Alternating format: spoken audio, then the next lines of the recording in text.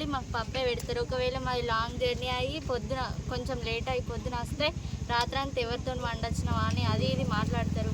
చెప్పుకోలేని మాటలని మాట్లాడతారు, అని మాట్లాడతారు. తర్వాత నైట్ మేము అందరం పడుకున్నప్పుడు వచ్చి డోర్ని గట్టి గట్టిగా అనుకుంటా నిద్ర లేపుతారు. మీరు అందరు చదువుకోరు, ఎందుకు బతుకుతారు అని అంటారు. మేము పండుకున్నప్పుడు వచ్చి మా ఫొటోస్ తీస్తారు.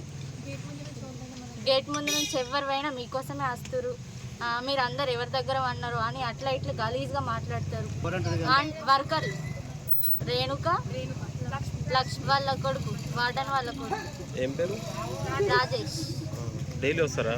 డైలీ వస్తాడు, అందరిపైన చేతులు వేసుకుంటా మాట్లాడతాడు.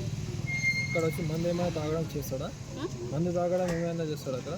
రోజు మందు తాగి వచ్చి మా హాస్టల్ ముందు కూర్చుంటాడు. వచ్చి మీ రూమ్లలో దొరుకుతుంది? అక్కడ బయట కూర్చొని అందరినీ కిందికి పిలుచుకొని మాట్లాడతాడు, చేతులు వేసుకుంటా మాట్లాడతాడు.